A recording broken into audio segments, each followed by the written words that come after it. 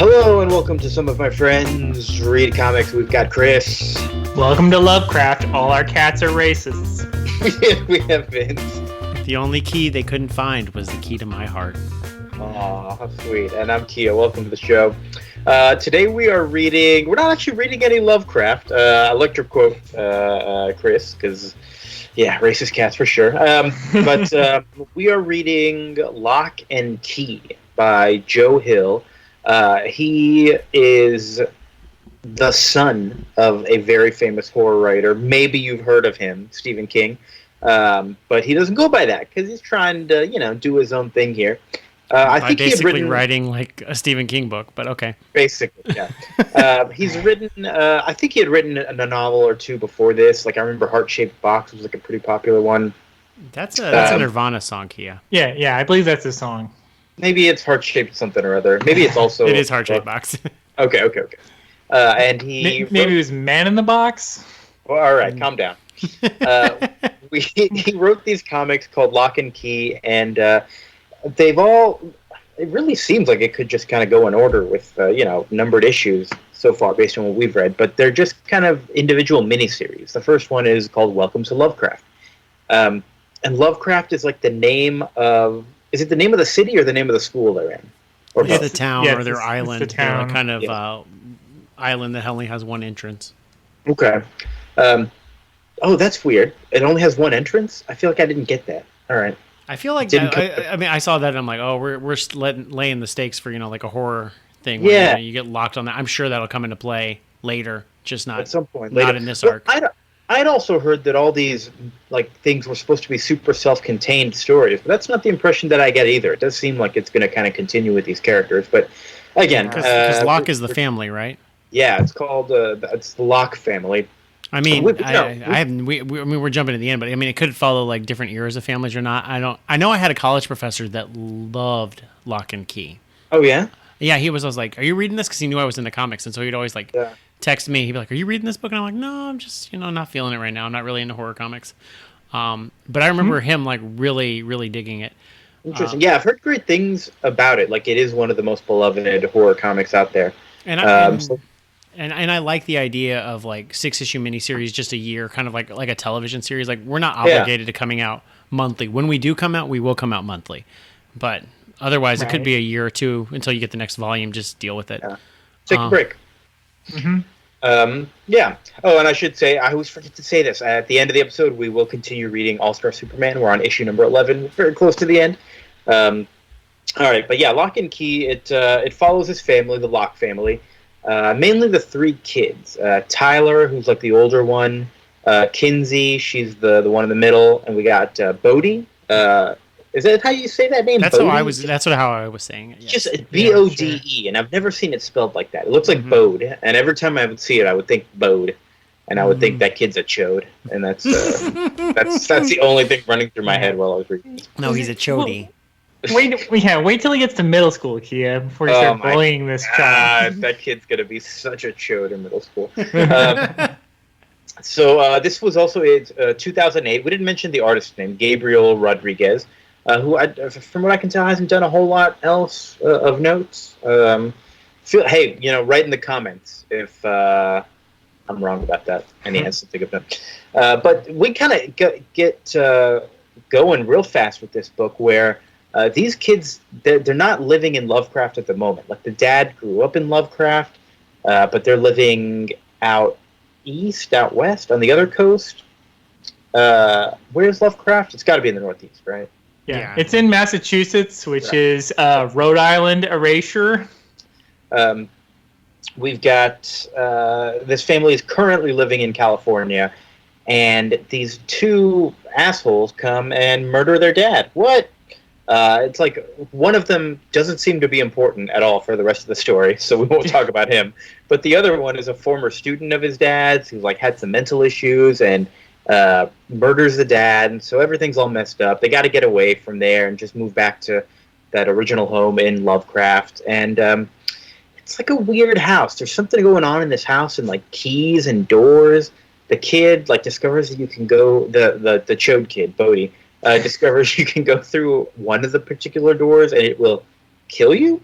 You turn into a ghost. I mean, but then you go back to the door and you're not dead. You're back in your body. Yeah, you're kind of jumping ahead a little bit, but yes, he does find that. I am jumping ahead a little bit. I don't know. What else is there to talk about? Yeah, I mean, it's kind of a weird book. Its first issue is like super hyper violent. So there's like a home invasion, murder, which feels very par for the course for Stephen King and Stephen King imitators, which this book very much feels like, or American Horror Story, which I watch a lot of too, and yeah. So you have like a super hyper violent scene, like children are legit put in peril and almost murdered. And one of the I don't know if the other killer is killed, but then the book kind of starts, once you get to this house, it starts like laying out like a bunch of different mysteries. And I'm like, oh, this feels like a horror story American Horror Story, where it's just got like a bunch of disparate ideas, where it's got the kid with the door that the ghost, he turns into a ghost and he dies. And then there's also the killer is in prison and he can talk to people through water. And then there's a well where there's like an echo voice. And I'm just like, this is, I mean, like it's going to come together. But right now I'm like, this is too much. This feels like a Hulu series, Castle Rock, also a Stephen King, where I'm like, there's like 4 different supernatural things going on. And or The Haunting, that story that came out last year on Netflix. The Haunting of Joe Hill House? Yes. Especially in this first issue, I did have a hard time just also following all the different characters. It does a lot of different time jumps as well. And I do generally like Gabriel Rodriguez's art, but it doesn't do a lot to just differentiate a lot of these characters. Well, it's a little bit... Because their mom looks like their age. Yeah. Which is real difficult, because I'm like... Because also, like, some of the like sequencing, it's hard to tell. Like, I thought the mom was murdered. I thought so, too. In the first issue. And then she's, like, in the rest of the book. So I'm like, oh, I guess she wasn't killed by the home invaders.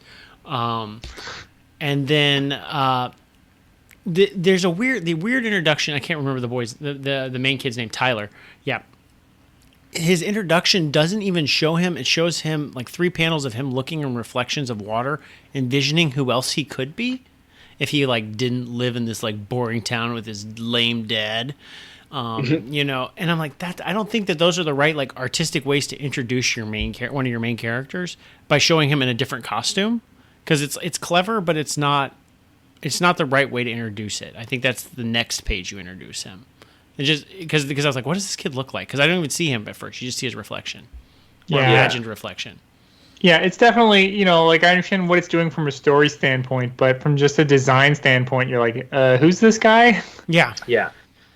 And like I don't want to pick on the art too much, but this first issue especially is a repeat offender of, we haven't talked about it for a long time, but the mid-2000s obsession with Photoshop and reusing digital art panels. So it's like, oh, I don't have to draw the same thing twice. Well, I'll just have him be in the exact same pose, and now it's poignant. I mean, that happens a lot in this first issue, where like he's mourning his dad, and like he doesn't move. Like it's very obvious, and the digital coloring is also like very mid-2000s. Mm-hmm. So I think the artist is good, but yeah, there's just a little bit too much reliance on like mid-2000s art tricks that I don't like. Yeah, that is true. I mean, and like Fun Home does like use the same panel over and over again, but adds new context to it in a way that this book kind of flirts with, but not. It's not as bad as like other books. Alias. Bendis books. But at the same time, like what I got from Gabriel Rodriguez, and it took me about half the book to realize, is like it's giving me a major Steve Dillon vibe.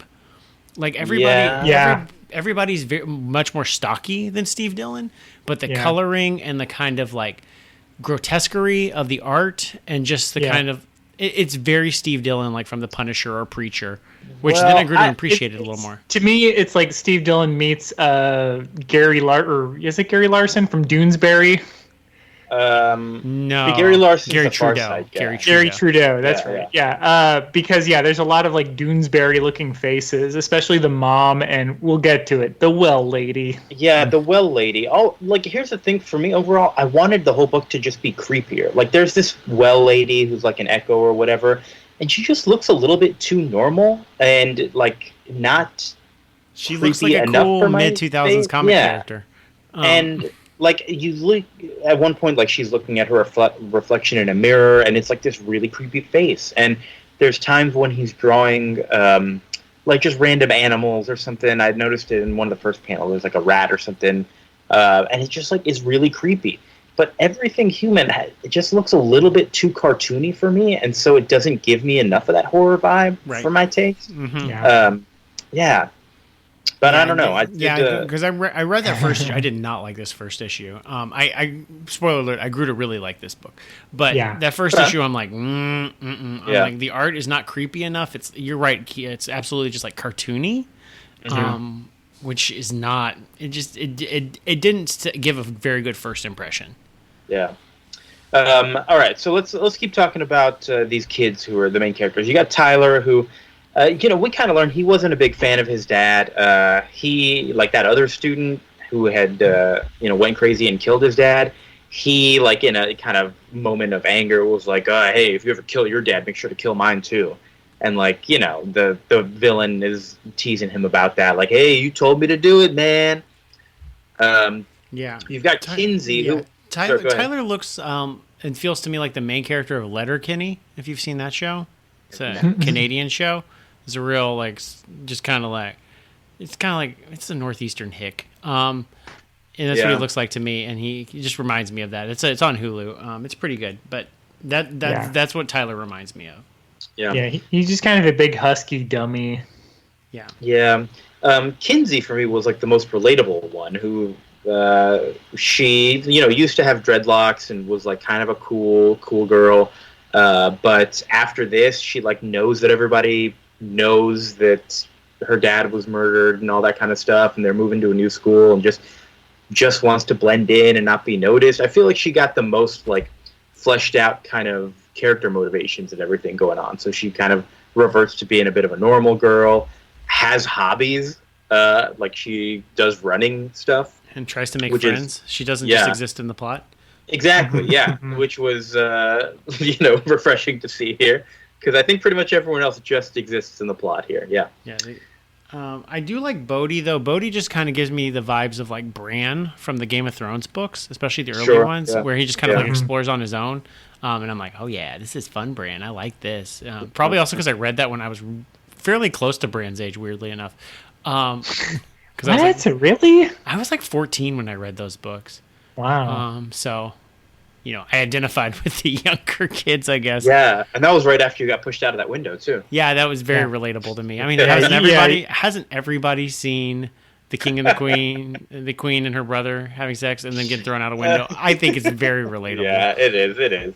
Yeah. And then went through a door and turned into a ghost. This is all very relatable. Yeah. But, like this house, we started talking about it. There's, like, a bunch of different keys that unlock different aspects of this house, and they kind of tease them throughout, where there's, like, one door that can send you anywhere that you want to go. There's one door that will, like, gender swap you. There's one door that what else was there? I don't remember. I don't think they mentioned too many of them. We only really see the one that turns you into a ghost, which I'm wondering, did nobody else ever go through this door? Not with that key, I guess. Yeah, I mean, it's like the front door, isn't it?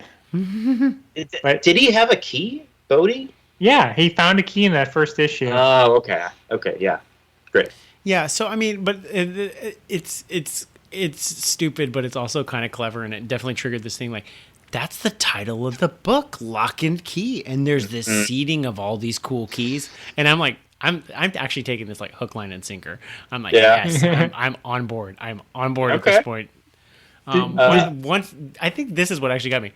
Different keys that do different shit. I'm like on board. Like that's where I did y'all ever see Haunting of Hill House? I didn't. No. Kimberly did, but I did not. Yeah, it's been a year now, so I don't feel bad about spoiling it for you. Like the house gives like all of the kids like different things that they want, so it's like you find out like, oh, this room that like for one kid was one room, for another kid was another room, and it's like it really reminded me of that, where it's just like, so it's like there's all these like secret things that they all have, and when the adults try to open the door, it never opens because it's the house doesn't want them. It definitely reminded me of this. That sounds cool. I want to watch that. That's Netflix, right? Mm-hmm. Cool. We're on it. Some of my friends watch Haunting on Hill House. A new 40-part series. This Bodhi kid is kind of making friends with the well lady. She tells him that she's his echo, but he's not really buying it. But is also just still kind of engaged and wants to hang out with her. She asks him for a mirror and some scissors. Which once she gets it, she transports it to. Well, that's the cliffhanger. That's the cliffhanger of the issue. Yeah, it is. Yeah, and so you're like, oh well, that's cool. She's obviously gonna stab some people with that. And then I don't think it's immediate, but the next issue follows the and I'm terrible at names, but the killer who's in prison Sam Lesser. Yeah, that's right. Sam Lesser, the Lesser boy, is in jail or juvie, and he's washing his face, and then those things appear. And so I'm like, oh, okay. Because I thought it was just this kid who talks to water and this well thing. These are bullshit too. It's we're just throwing a bunch of shit at the wall and see what sticks. No, I definitely felt it connect instantly. Yeah, how did you not get that? Yeah. I was just having a pleasant day. I was just the story. I wasn't going ahead. I think I was thinking too much of American Horror Story, which literally has an asylum season, but also has the guy from Maroon 5 meeting aliens. So, I'm expecting these to not come together. Okay. You're just, now that he's got some scissors, maybe that giant red monster in tennis shoes will show up for him to cut his hair. That's probably where this is going. Mm-hmm. Great. This guy in prison now has the mirror and the scissors, which the mirror feels a little bit unnecessary, that he can use this mirror to see when the guards are coming. Or he could just listen, I guess. But as soon as they pass by his cell, he stabs the shit out of them. Very violent. And he's out. He hitches a ride with some truckers, given BJs on the road to get free rides to wherever he's going.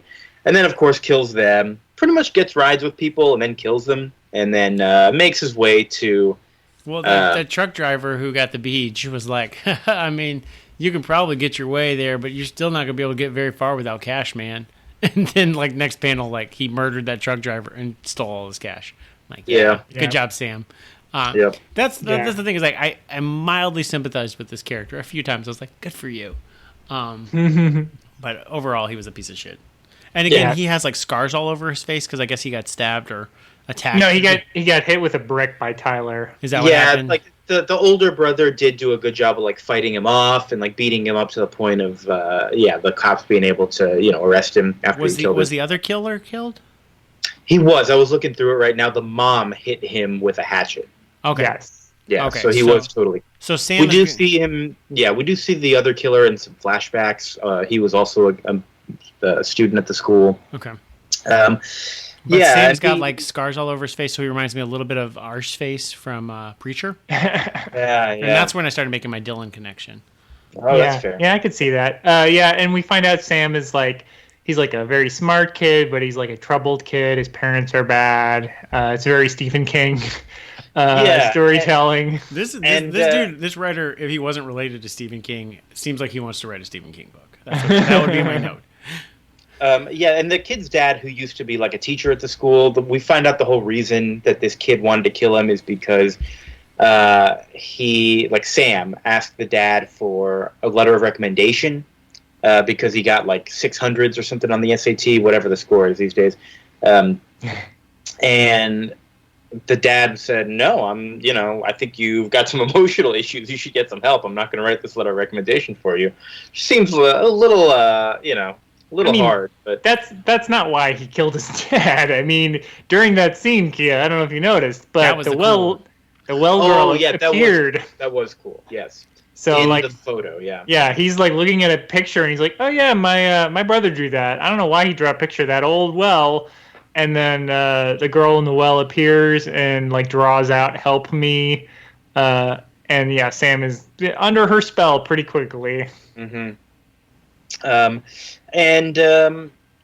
So we also get some shots of the boy Bodhi trying to tell everybody about all the cool stuff he's found, but nobody believes him. I think my favorite is when he does try to run through this door, to show his sister that it kills you, and he just falls down dead, and she's like, all right, I'm not buying it. I'm out of here. Then she comes back, and he's like, dude, are you okay? And he... Oh, yeah, I forgot about this. I feel like not a big deal was made about this, but he says something's wrong, something terrible happened. He's telling Mom about it now. Like, the cops had showed up at their place because the killer has escaped from prison. The one whose name means born at night. And I guess it's just like one of the cops has like an African name that means born at night. And I was like, oh, okay, let's see how that comes into play. And it didn't. Yeah. Okay. That's cool. The cops are just sort of waiting in the wings of this story. They don't really do a whole lot, but maybe they come back. There's a few things that I thought were going to come back. Like they talk about how the cop just ate a burrito, and I was like, "Oh, is that why the cop's not going to be able to help because he just ate this burrito?" And but no. Yeah. Stay tuned for Volume 2, where there's an entire issue about him on the toilet. Well, that was in an earlier draft, Kia, and then they decided this scene isn't working. This shit scene isn't needed. But I guess that's just vestigial, and it was left over. They forgot to scrub that part out about the burrito. No, I think either this is going to come into play in like future issues, like some of these characters are just like seeded down the line to then become important. I mean, I don't know how this book goes, so for our listeners who have actually read this, they may be like, "You idiot! He's the focus of Volume 4." Like it follows different protagonists or something each volume. I have no idea. Just reading in the Wikipedia summary, and it's also seeded, but that track coach for the middle child, it becomes a more important character. You see after she's like, I think you're very brave and cool, and then she like gets out her yearbook, and there's like a picture of her and the dead father, in the production Tempest. of The Tempest. So it's like, oh, she went to high school with him, so she knows about something. So presumably she will factor in. There'll either be a flashback or she'll factor into it going forward. Right. So there's definitely that going on. But also, I really hate plot devices where like ghosts find it, and people who make prophecies find it really funny to find like literal meanings of people's names. Like, find the one who means darkest night.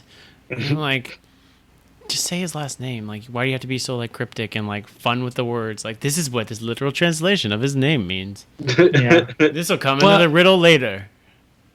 I mean, it's just like everybody's an idiot, Sam is like you promised me all these great things. My life is pretty much terrible. And she's like, well, I'm gonna get you a new house and new powers, so just to hang on and kill these new people for me. And he's like, well, okay. It's like, she was very specific in her wording. You really probably shouldn't trust this demon or whatever she is.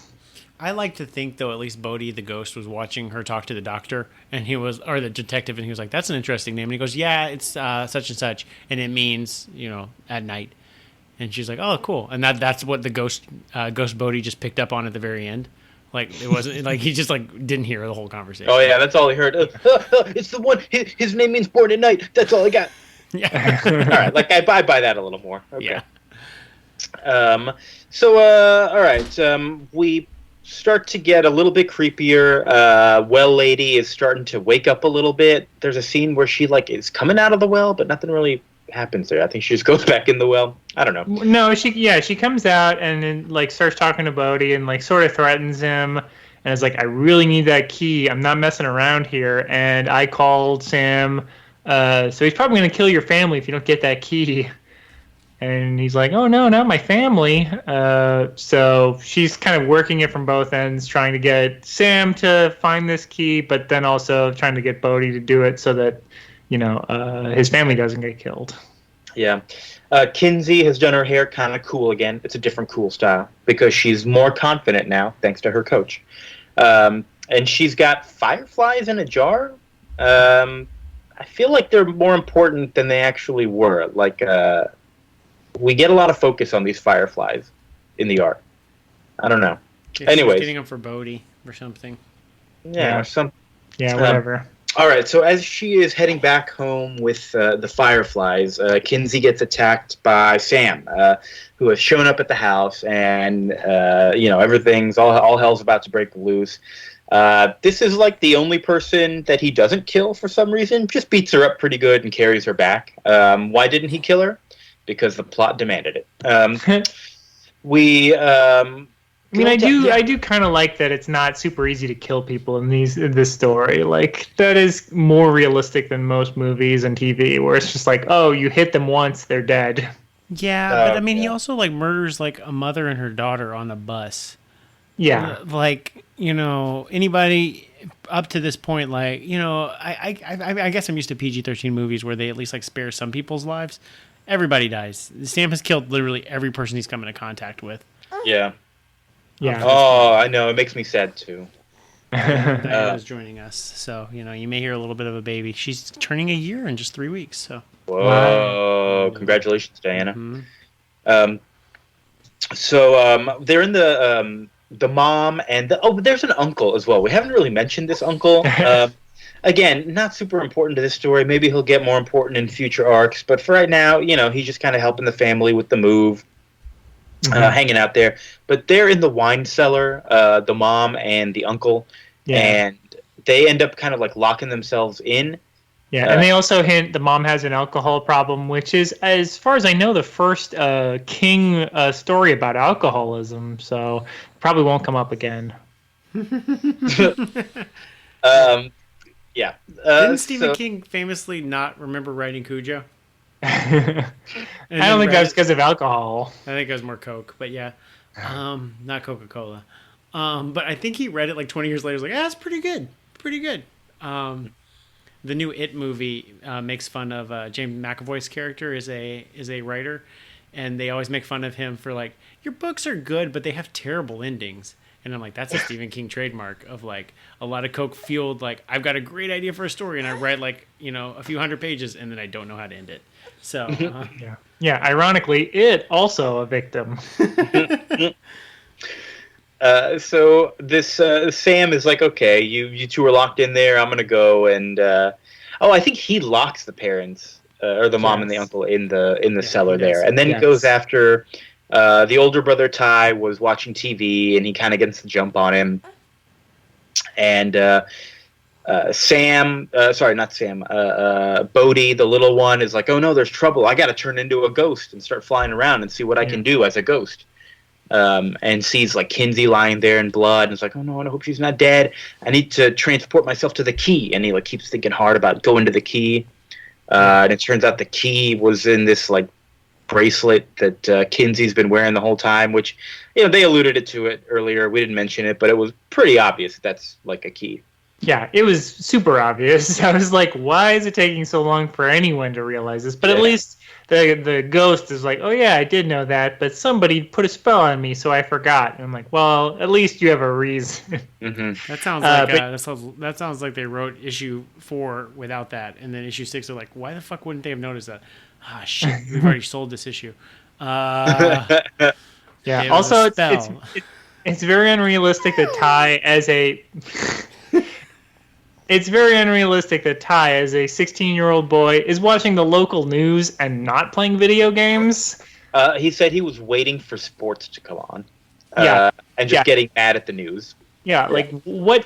I know it's 2008. It's a different time. Yeah, he doesn't have Fortnite on his phone, Chris. I know he doesn't have Fortnite with your flossing and such, but at the same time, I feel like, you know, Madden existed, Call of Duty existed. There were things teenagers could play instead of just staring at the TV.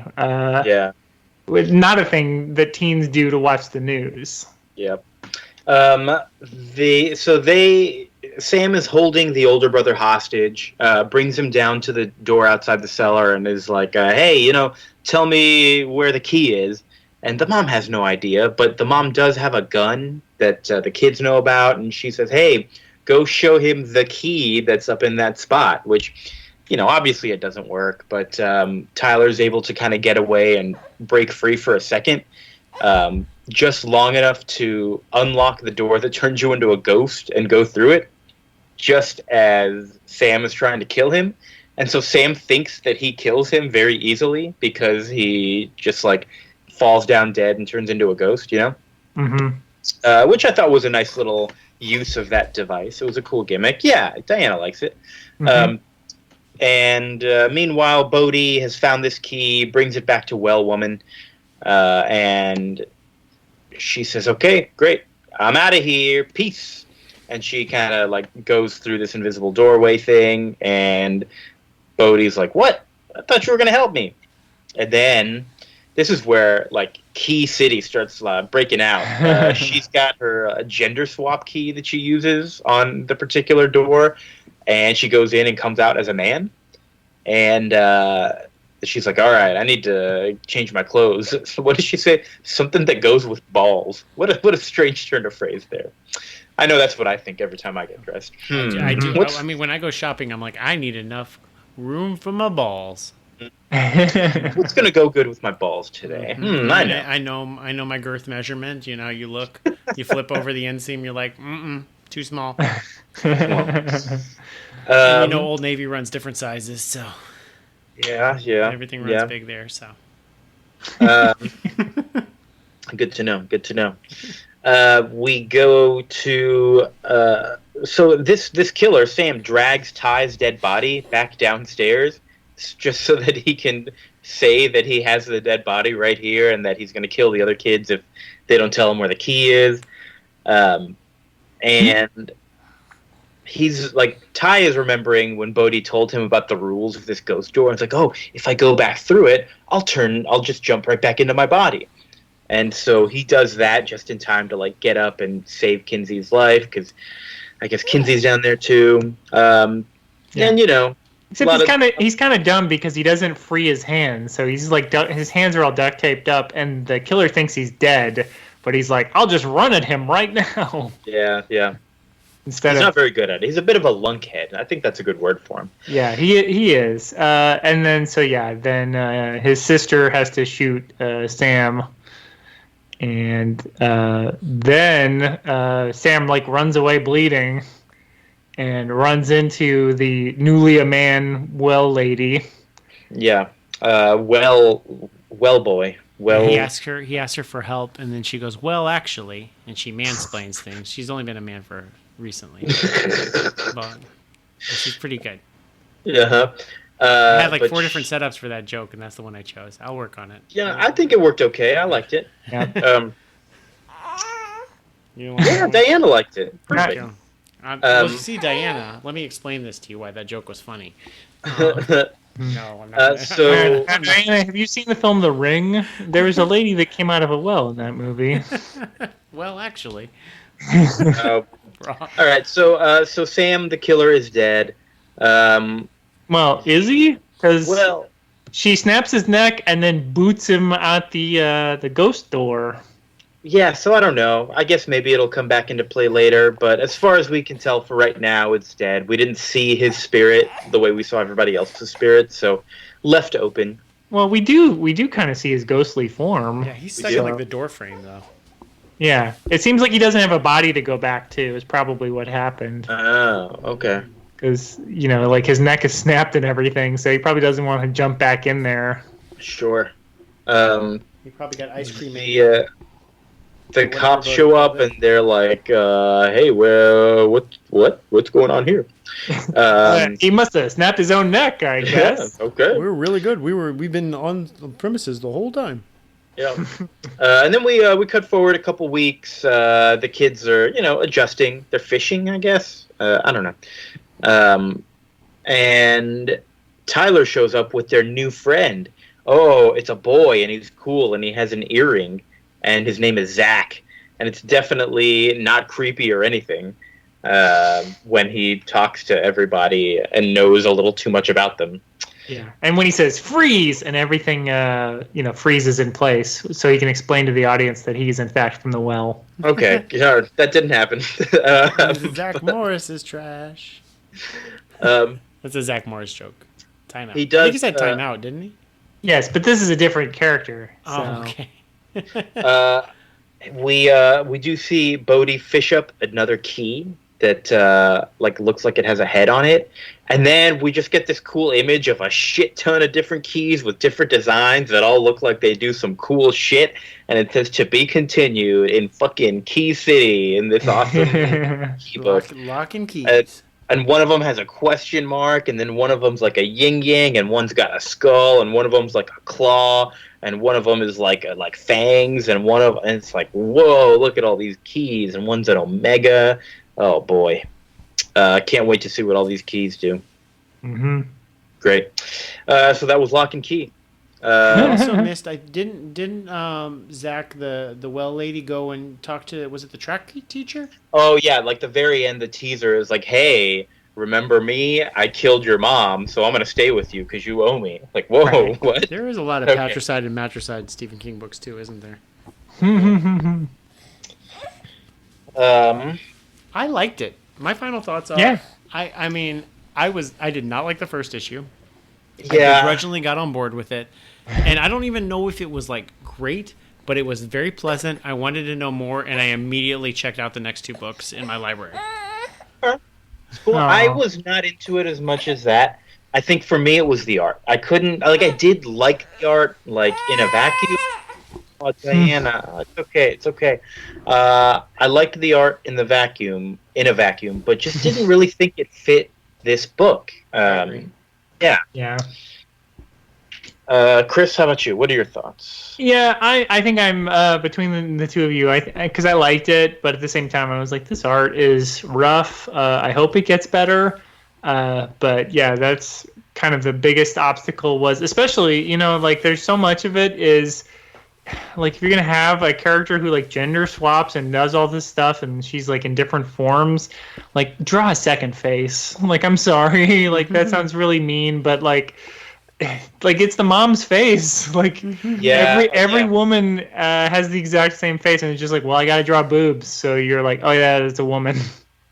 Yeah, there's not a lot of variety in the faces, which again was a big problem in that first issue when you're just trying to get to know everybody. And the time jumps did not help things. Yeah. But it really did turn itself around. It was, I thought it was going to be a real rough ride, and it turned into a pretty decent ride, nice smooth ride. And I can definitely see, like, if you look on the Wikipedia page, it's like, oh, they were talking about a movie like almost immediately, and that didn't happen. And then Hulu was talking about a series, and that didn't happen. And now I guess Netflix is doing a series. This feels like a Hulu series, not up to the par of like a good Netflix series, but definitely like a Hulu series. Yeah, because I could definitely see how this could be like a 3 or 4 season. You could stretch what we just read into half a season somehow. Yeah, just really pad it out. Yeah, I mean, I think I've watched like a lot of like mediocre horror serials between FX, and Horror Story and Netflix and Hulu. That I'm like, this is better than that. This is better than. I mean, Kimberly really liked the Castle Rock Hulu series. I thought it was okay, but I thought this was better than like Castle Rock, which this gave me a lot of vibes of.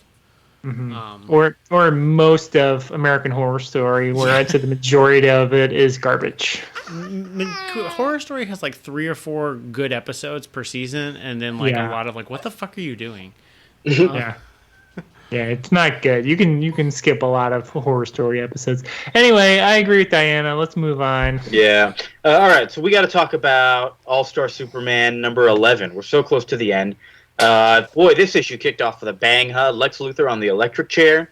But when they turn on the electricity, he tells them like, "Yeah, I just you guys shouldn't have let me make that last cocktail because that's had a serum in there that I made." And all right, Diana. Do me a favor, put Diana on. I want to tell her. Whoa, okay, Diana, fine. All right. So Lex Luthor on the electric chair. They zap him. And Kia, your point. I think last episode you were talking about like, put up or shut up, Lex Luthor. Like you have all this, like you talk all this game, like you shouldn't be murdering me because I could totally be like solving cancer right now, and I could have solved your sister's cancer, but like fuck you, I'm not gonna do it. And you're like, you motherfucker would not have done it anyways because you're actually suck and you're not good at your job, and you're like incapable of actually solving cancer. Was that my point? Well, you didn't say that part, but I added on that. Like this, Okay. like I think it like added on. Well, I feel like it wasn't even my point to begin. I think it was Superman's point. Okay. Well, Kia and Superman, I get y'all too confused. Thank you. Superman and I tend to agree a lot, and my Kia is Grant Morrison's Superman. That's when I picture my Kia. That's my idealized Kia. Thank you, Chris. What are you trying to say? Just keep reading, Vince. The point you made might come up again. Who knows? Who knows? So Lex gets zapped, and he talks about this cocktail that he made that has given him Superman powers for a day. What? And he starts like zapping everybody in there, and he's out of there. He goes and meets up with his little protege lady. What was her name? Nostalgia, something like that. Yeah. And they basically start to wreck everything. They turn the sun red.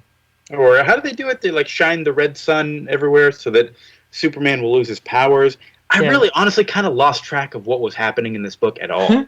They team up with like a monster alien guy, right? Who's like the Sun Eater. The Sun Eater. Yeah. Superman also for a little while before all this is like telling his robots, like, all right, when I'm dead, you got to take care of the plants, you got to take care of the zoo, you got to take care of this, and then he locks up the doors for the last time, and he changes into his like death costume. It's like a white,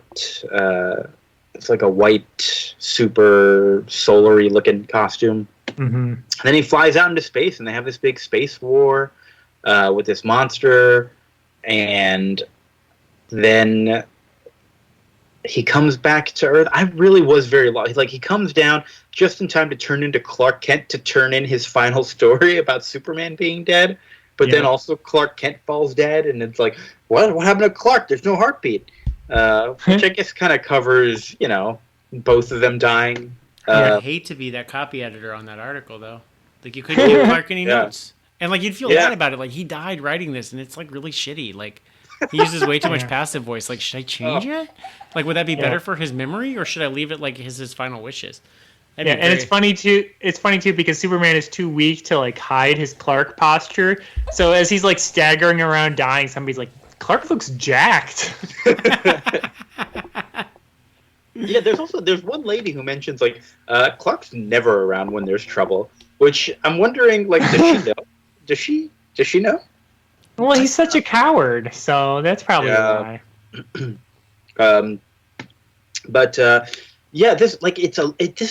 This issue felt like a lot of filler. It was just a lot of like, it's very cool art of like all this battle stuff, but none of it felt like it was advancing much of a story. It was just one giant fight scene with Superman and his army of robots versus Lex Luthor and this giant sun-eating alien. And the end panel is Lex Luthor, kind of showing up at the Daily Planet, like, Clark, you don't got to worry about him right now. I'm in charge. I'm going to fuck shit up.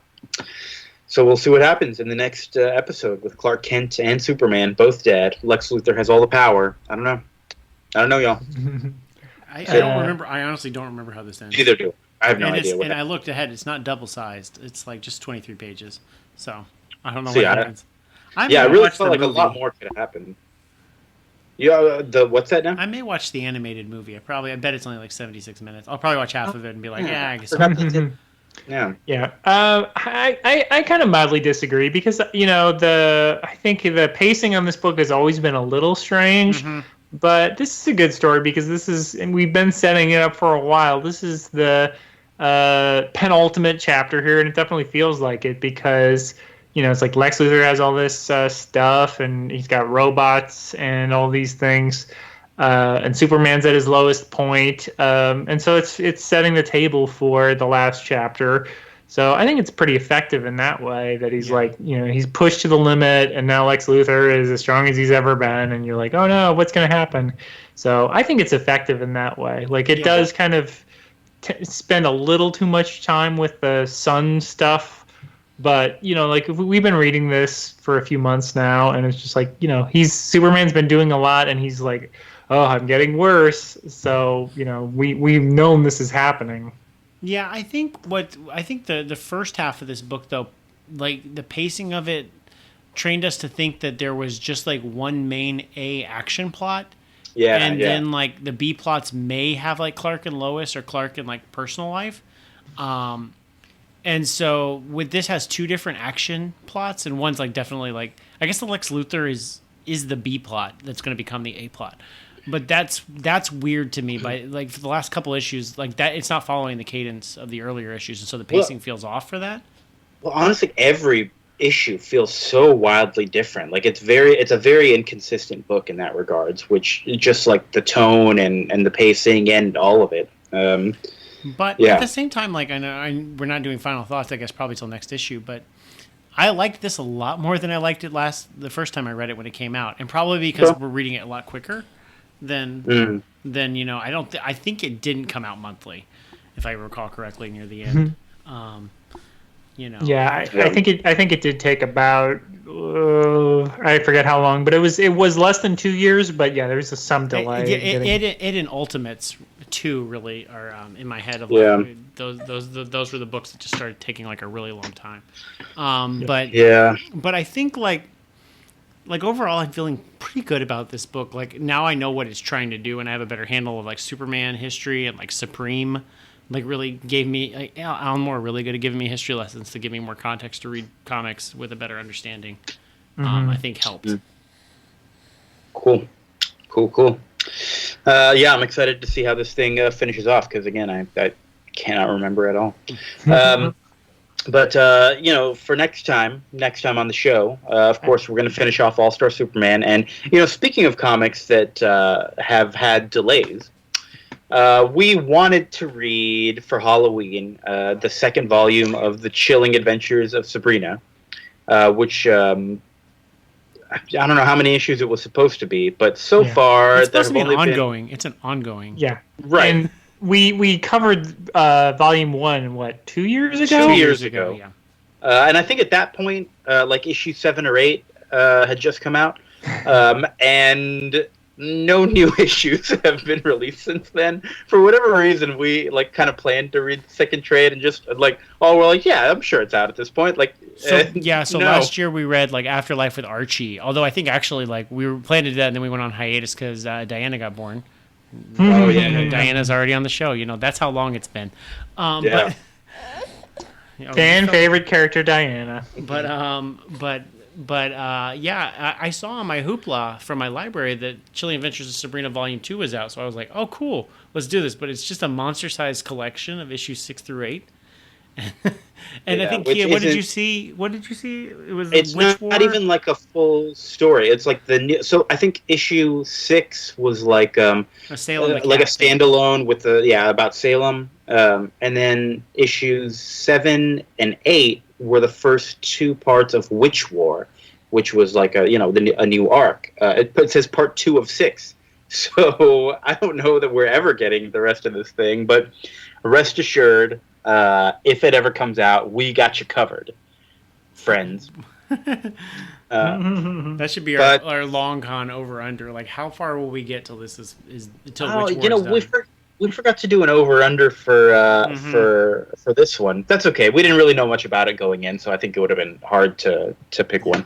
Next what we should have said is the word lock or key said more often. Oh boy, yeah. So next time we did. It would have been key, right? I think it was. I think it would have been, yeah. We decided we could kind of continue our trend of doing some Archie horror stuff. So we're going to do Jughead: The Hunger. The first volume has issues 0 through 3, written by Frank Thierry, art by Michael Walsh. And Pat and Tim Kennedy. Michael Walsh just does issue 0. Gotcha.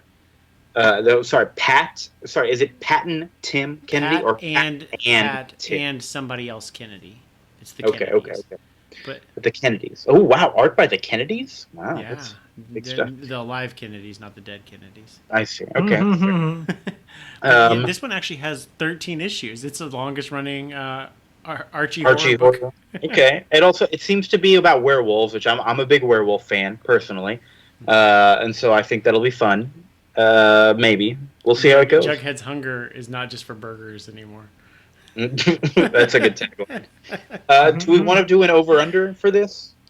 Does Jughead eat more burgers or people? Yeah. That's a question. That's not really an over-under, though. Yeah, I guess that's too. I was gonna do a high-low. Okay. How about like how many meats does Jughead eat? I think that's good. We can count. Like a different human, I think would count as a different meat. Sure. Okay. But like, is one burger or two burgers? Do they all? Listen, we'll figure it out. This might not work.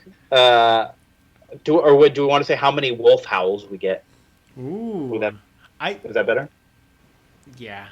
A wolf howl's good. Yeah, wolf howl's good. I like that better. Because there's absolutely going to be a scene where he eats 50 burgers. I don't feel like. I mean, he's not. What's his name from the High and Lois eating a sandwich? The book is called The Hunger. I'm hungry for burgers right now. Oh, it's burgers. It's tasty burgers. Yeah, but he eats a burger at a time, Vince. 50 burgers, he'd be there all day. He's gonna wake up like. He throws them all. He does the thing like in the cartoon where they pick up the picnic table and they all just roll into his mouth. Okay. I'm gonna say that wolf howls. I'm gonna say 6 wolf howls. Whoa. Chris, what you got? I'm going to say just one wolf howl, just to establish he's a wolf. Okay. I'm going to say 2. He's going to get one at the end of issue 1. And then when he does something... I'm sorry, issue 0. And he does something horrible in issue 2. Okay.